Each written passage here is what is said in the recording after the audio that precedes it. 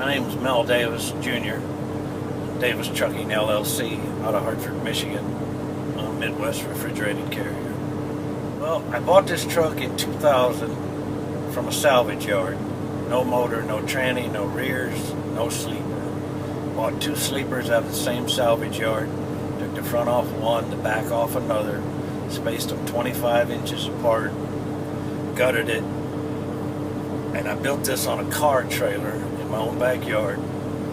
Put it all back together, and as you see, it's got a full-size bed, full-size shower, my kickback easy chair with a full closet, 12-volt electric cooler, microwave, convection oven. Well, from the day I bought it till the day it rolled out on the road, it was probably 3 years in the making. It sat in a guy's shop that did the frame and the drive line for it, Precision Diesel, that sat in his shop for probably a year. They did it in their spare time, in my spare time. I had my fingers in the whole operation. I think '02 is when it first hit the road, if I remember correctly, somewhere in that neighborhood. And then I had it leased to a guy out of Benton Harbor, hauled refrigerated stuff, Minnesota, and what have you, basically in the Midwest, right? And then a few years later, after a couple other companies, matter of fact, I had this leased on with the automotive outfit out of Milwaukee, Tandem, JDC, and then I went out on my own. It was Refrigerated Express, and then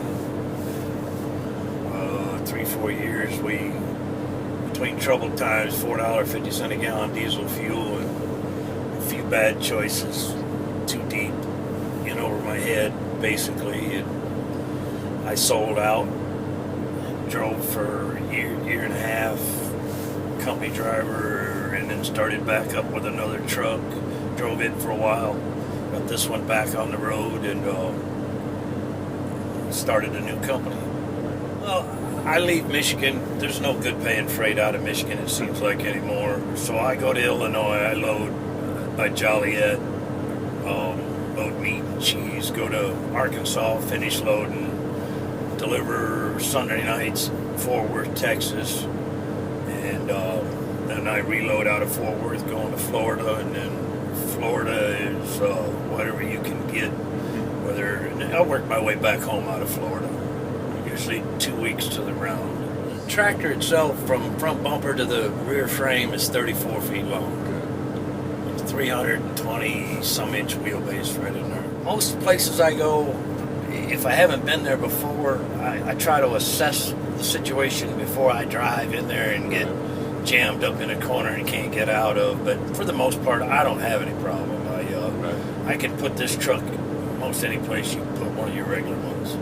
There are those places once in a while. And I was sitting in a place one day. Matter of fact, I was pulling JB Hunt trailers around when I first started back out, and I sat there half a day, and I get back in, and I back in. I had the blind side in nonetheless, backed right in the dock, and the guys go, "We've been waiting all day to watch you do that." I said, you didn't have to wait all day. You could have done this first thing this morning.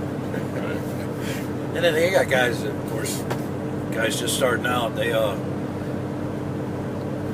it's just the way it is. They have a little trouble, but we all got to learn somewhere. I'm building a 2000 FLD, it's a classic 132 with an able-body sleeper that I'm redoing. It's going to be a 165-inch sleeper with all the amenities, more than what I have in here, and it's 38 feet long from the front bumper to the